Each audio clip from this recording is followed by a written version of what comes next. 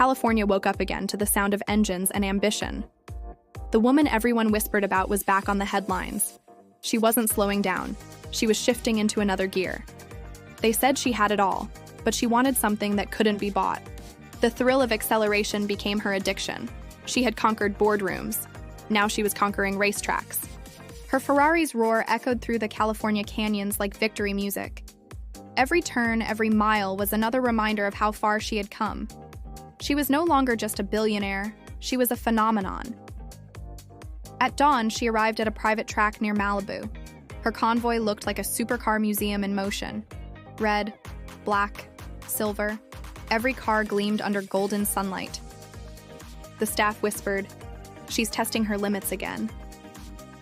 She walked in wearing a racing suit worth more than a sports car. Cameras followed, but she never looked back. She wasn't performing. She was becoming.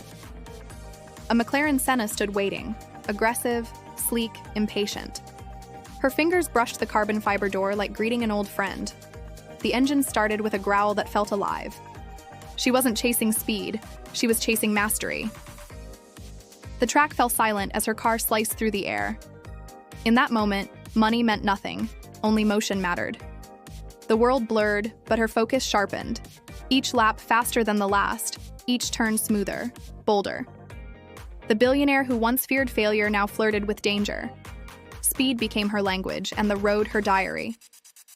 She didn't need applause. The engine gave her all the validation she craved.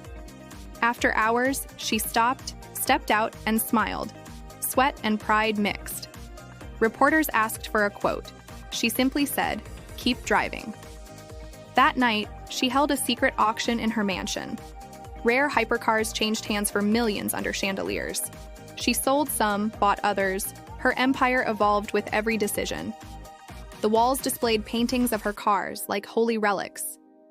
Each one marked a year of transformation. The Bugatti Chiron still stood in the center like a crown jewel. She ran her hand across its polished curve and whispered, "Worth every mile." Her assistants managed schedules worth billions, yet she managed time itself. Every morning she drove before sunrise, no meetings before ignition. The city still slept, but she was already rewriting her legacy. Her Rolls-Royce floated through Beverly Hills like royalty. Paparazzi flashes bounced off the metallic paint like lightning. Inside, she sat calm, sipping espresso, eyes hidden behind gold lenses. The car became her fortress, her sanctuary, her throne. Music played softly. The rhythm of motion matched her heartbeat. Her empire wasn't about money anymore. It was about control. She had created a world where elegance met horsepower.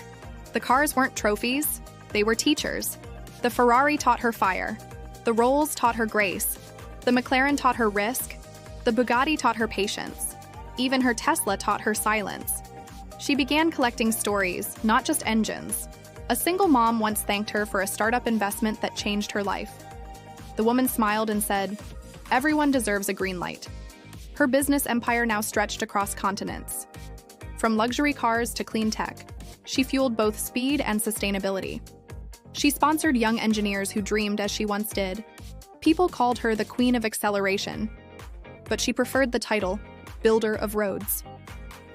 Every time she spoke, her voice carried quiet authority.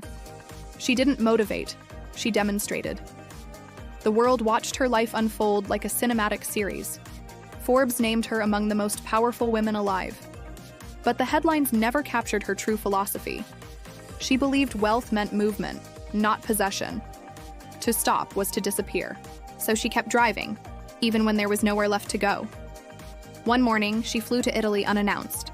The destination? Maranello, the home of Ferrari. Engineers there whispered her name like a legend. She was invited to design a limited edition car with her initials. The world went wild. A female billionaire designing her own supercar. She named it Eclipse because even the sun had to slow down for her.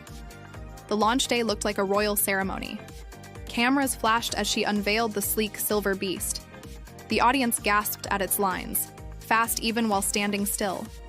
Her smile said everything. This was not a car. This was her biography.